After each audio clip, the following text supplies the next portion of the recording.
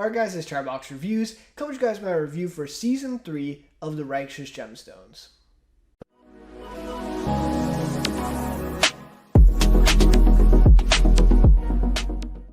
Alright, so I'm a couple weeks late with this one, but really wanted to share my thoughts on the new season here of The Righteous Gemstones. Season 2 is my favorite comedy of the year last year. Really enjoyed it and really glad it finally came back, right? Season 1, I believe, was in 2019, so it was like 2.5 years or almost 3 years, right, between the seasons. And to have this season come out so quickly after season 2, I was just really stoked for that as well, and kind of caught up here, fell behind a little bit with just all the shows that I was watching, and so I kind of caught up now, and obviously really glad I did.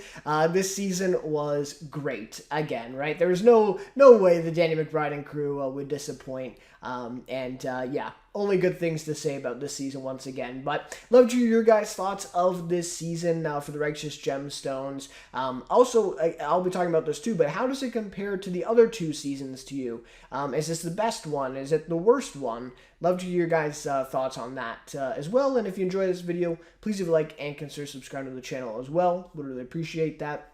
So without any further ado, there will be spoilers here, I think. I'm not sure how far I'm going to go into things. It is a comedy show after all, but I will just say, spoiler warning if you haven't seen the whole season through.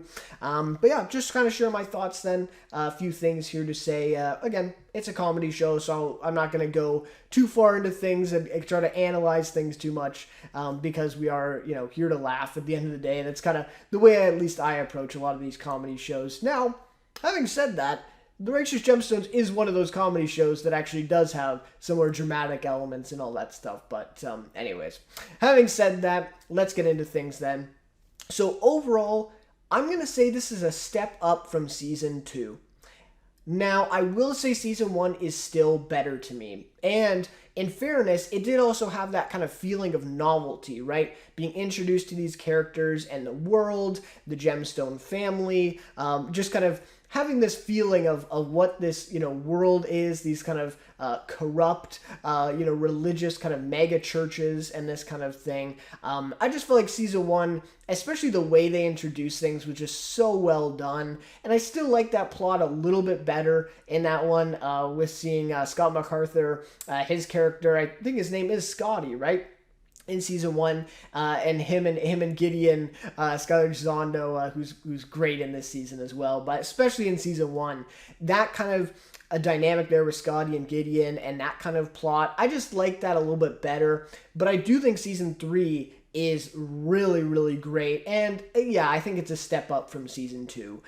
It's just a more conventional kind of plot or structure for this season, well compared to Season 2, where Season 2 had, this kind of red herring, right? It was kind of these 2 subplots where we had Eric Roberts as kind of the his character in the wrestling kind of feel with Eli, and then the other, we had the Listens with Jesse and Amber, and, Zion's Landing and that whole thing. And so then it's kind of this red herring, which is Eric Roberts and the wrestling subplot, because it really was the Listens all along who were, behind the attacks on Eli and were essentially the villains then of the season, right?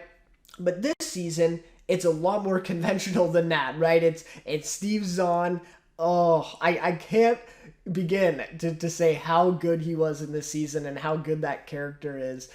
So great. But Steve Zahn and his, militia group and that, it's very much just that one subplot. And I think there are pros and cons to the way that, to that approach while compared to Season 2, because it's a big pro of that would be that it's less convoluted, right? And that's the only thing that I felt like kind of took Season 2 down for me a little bit, was it just felt like those 2 subplots, it was just a little too much, and especially the wrestling stuff, that it was, a lot of great laughs from it, a lot of great moments and sequences throughout the season, but ultimately it kind of lacked that payoff because it has, that feeling of being a red herring. And so with that, it was able to spend more time with Peter and, Peter, Steve Zahn's character this season and the militia. Whereas again, last season, Eric Andre as Lyle Listen was only in like 3 or 4 episodes of the season total, right? And so we didn't get a lot of time to spend with his character. Same with Eric Roberts and that wrestling story. He wasn't in that many episodes either. And in this season, Steve Zahn, with his character Peter, is in almost every episode, right? So we do get more time, spent with that character. And I think, at least in this season, I think it really paid off, because I think it was just hilarious, that character, and of course Steve Zahn's performance. But and then of course the con of that, the other side of things, is it did feel a little more dragged out though, while compared to season 2, and there was no big twist then around who the villain was, and that was kind of a huge aspect of the finale episode, which I still think might be the best episode of the series still, of season 2. And that was kind of the big twist, that it was the listens all along. And so it's kind of that, effective twist then, because the whole season long, we are kind of led to believe, right, that it's Eric Roberts' character, and the wrestling kind of subplot that is going to be the reason or the explanation for all the things that happened to Eli and the family. But instead it's not, right? So it's that really effective twist. And you don't get that in this season, in terms of, the villains and the kind of subplots that are there. And then I will say it did feel a little dragged out, especially in the first, I would say like maybe episode 3 and 4, like around that territory to me. It just, especially with Peter's subplot with Steve Zahn's character, just felt a little dragged out in terms of that. But again, we're here to laugh. Maybe I'm getting in too far into semantics here, but just in the way I want to compare the 2 seasons, that's what I see. That's why it's a step up from season 2, and that's why I like it a little bit more than the second season here for season 3. But again, I think it's still like season 1 the best. But yeah, love to hear your guys' thoughts on that kind of discussion and how you rank these seasons so far. But like I said, all of them are great. Season 2 is my favorite comedy of last year, so to say one is better than the other, at the end of the day, they're all great, of course. Okay, so the cast delivered once again. Obviously, one of the best aspects of the show is this ensemble cast. Danny McBride, obviously, it gives a great performance. John Goodman coming with it as well. Edie Patterson, who I still think is giving the best comedic performance of at least kind of a main cast member on TV. I mean, she's just so committed and so into that role. And the timing of things, the physical comedy that she does, the absurdist comedy, like, I just think she is absolutely perfect for that role. And, seeing her in Vice Principals, kind of just like a little, tinges of what Judy Gemstone was. And so now to see her here, it's just such a perfect role. She's so great. So anyways, of course, all the main cast is really great. But I want to talk about the newcomers, and mainly Steve Zahn. Again, he just did an amazing job this season as Peter, from the very beginning, especially with the wig, and the scar on his face. They just did such a good job in building up that character in the first few episodes, to where at the end of the season, he is really just kind of this desperate guy, especially the last couple episodes, right? After he's kind of separated from the militia group. It's just like such desperation and such this kind of absurdist, thing. Even, him robbing the bank in the interlude flashback episode. It's a lot of this just kind of absurdist elements to this character, which just really bring it out. And again, the physical appearance of having that blonde wig with the scar, it's just, it's everything. Like, it's just so great. Such a masterful job at creating this character. And Steve Zahn, so happy that he's able to kind of, he just fully went into this, fully committed to it. And I think his performance is just so great. And I know him from a few things, right? Of course, White Lotus, probably his biggest thing. They got nominated for an Emmy for a couple years ago now, or last year, right? And he was also in a show called The Crossing on ABC, which is kind of a network show. He was kind of the lead in that. And so I really hope he does some more comedic things, because I mean, obviously White Lotus, there was some comedy, but just a straight up comedy like Righteous Gemstones is. I think he's so good in this, and I really hope to see more of him. Kristen Johnston, I thought was really great too. She really nailed that character as Omeme, right? even kind of the weird stares and the facial expressions, I thought was something that she did really well. And Steven Dorff, he was great. Still cannot believe how he got snubbed for the Emmys in terms of True Detective Season 3. He gave an amazing performance in that season of television, and he's been in a couple other things I've seen, but he was great. So he was, I guess, the main kind of patriarch of the Simpkins family, right, in this season. And I actually wish he had more screen time. I wish he was in more of the season, but the parts that he was in, especially with the gun and pistol club and all that stuff, yeah, he was great. He was great as well, but just not as much to do as Steve Zahn, that's for sure. So like I said, Edie Patterson, really great. Tim Baltz as well, who I thought, he was just amazing in season 2, a big step up from season 1 to me. But they were really the standouts to me this season, was and even their characters, Judy and BJ, because of obviously their subplot, right, with Judy cheating and the whole way that this ensues towards the end of the season, especially that one sequence with BJ going to fight, I think his name's Steven, right? They go to fight at his house. I mean, what other show are you going to see that sequence in? None. There's no other show on TV right now that has, the guts to do something like that. And to really fully commit to that, and the actor who played Steven as well, gotta give him credit for, committing to that, being fully nude. And I believe at least, I think he was fully nude. I think that's, I think that's him.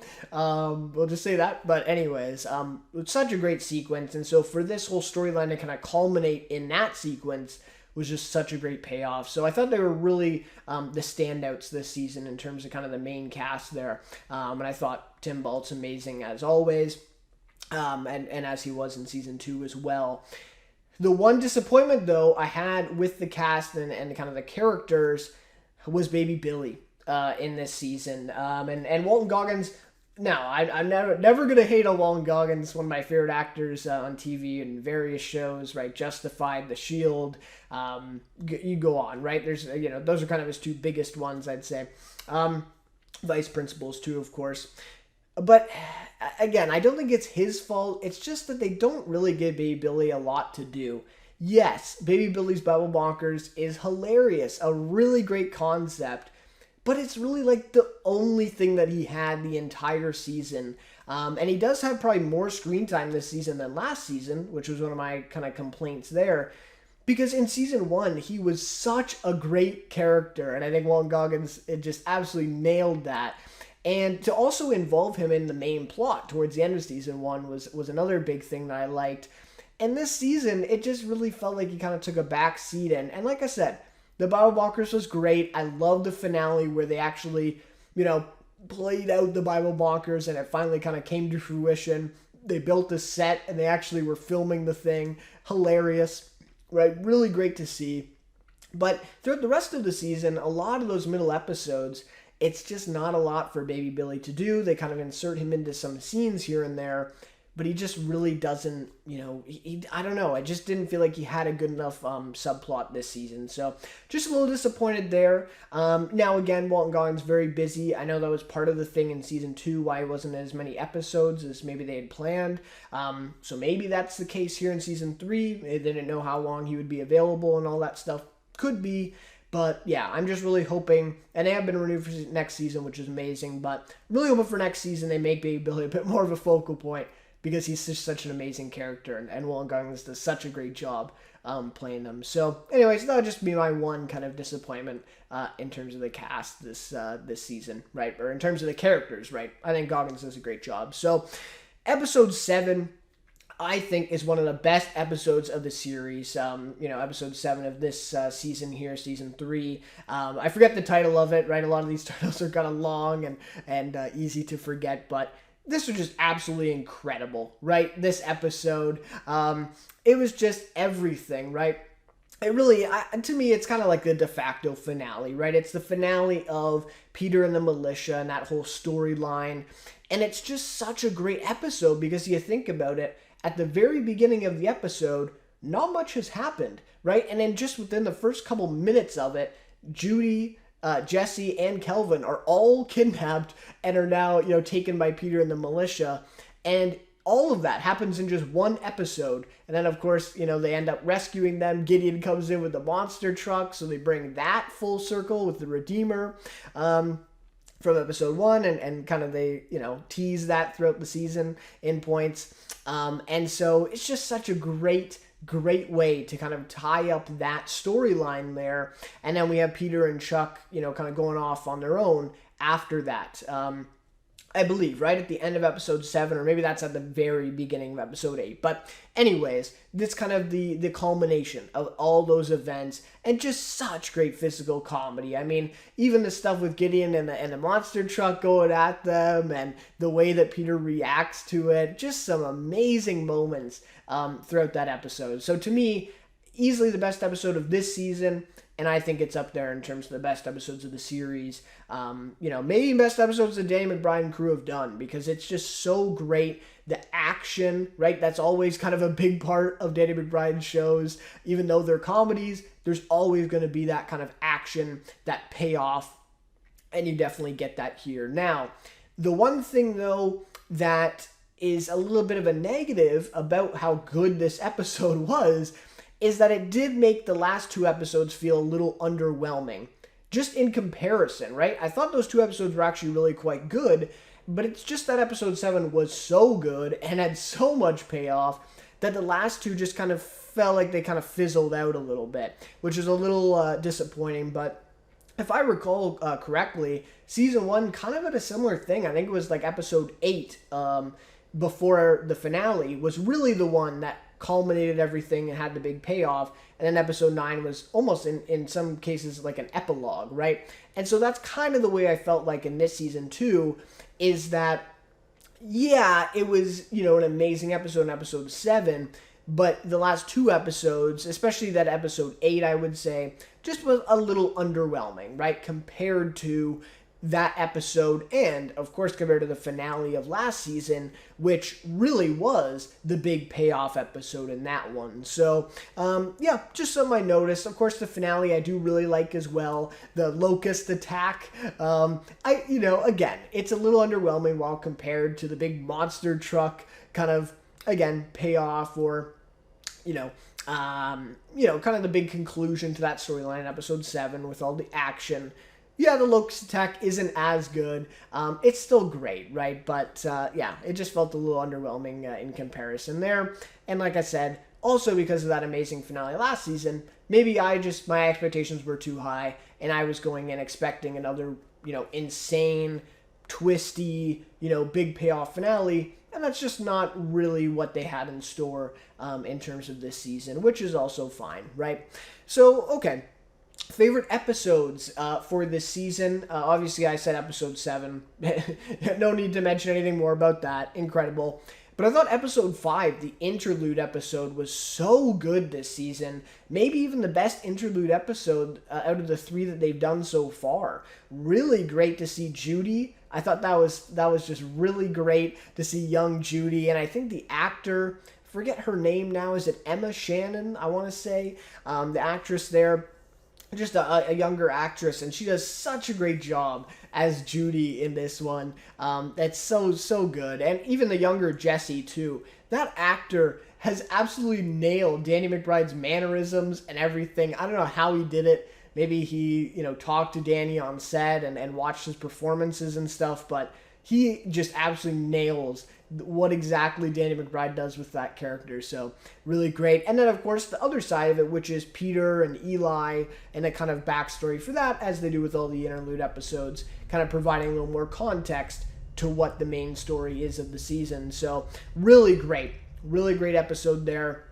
And of course, that ending sequence with Peter going to rob the bank is so good. So funny. And just kind of, again, this absurdist comedy which is just perfectly done in the show throughout. So, yeah, really great. And then episode 6, I think, deserves a mention too, if not only for that, BJ and Steven fighting sequence there.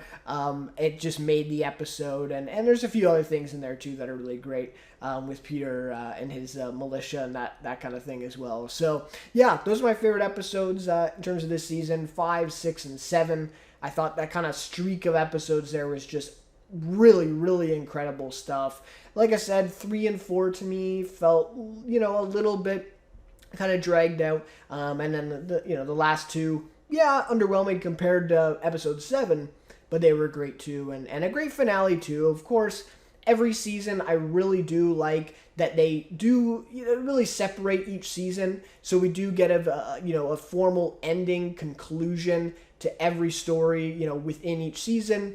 And I thought, of course, the ending to this season was great with the whole monster truck sequence at the end, having the family all together. It was kind of heartwarming. And they also get Jennifer Nettles as Amy Lee right back at the very end of the episode there. So, yeah, I thought it was just heartwarming, kind of charming, a really great way to end the season there. And, didn't want to go without mentioning that in the finale, too. So, all in all, Danny McBride and crew continue to deliver one of the most unique comedies and best comedies on TV today. I mean, it just really, they're undefeated in my eyes. Eastbound and Down, one of my favorite, shows of all time, comedies of all time. Vice Principals, right up there with it. And this one, I mean, we're only 3 seasons in, and those other shows are over, so I don't want to, get it too ahead of myself, but I think this one's in contention to be in that kind of top 10, top 15 list for me in terms of TV shows of all time, because these first 3 seasons have been amazing. Like I said, I think I'd put season 1 ahead of this one, but even so, I mean, these other 2 seasons have just been incredible as well. So, and this may very well be my favorite comedy of the year this year, as it was last year as well. So, yeah, I just can't, state it enough how well Danny McBride and crew have done with Righteous Gemstones. The third out of, these shows that they've done for HBO, and they're hitting it out of the park. Absolutely. So, yeah, can't say enough good things about the Righteous Gemstones. Like I said, in terms of my awards and my top 5 TV shows, videos, and all that stuff at the end of the year, I think you'll be seeing this one there for sure. So, anyways, like I said off the top, love to hear your guys' thoughts on this season of the Righteous Gemstones, and how does it rank for you in terms of those other seasons as well. But anyways, that'll just about do it for this one. So thank you guys so much for watching this one, and we'll see you then in my next review. Judy, Judy, Judy, Judy, Judy. Heaven has a place for Mrs. Judy.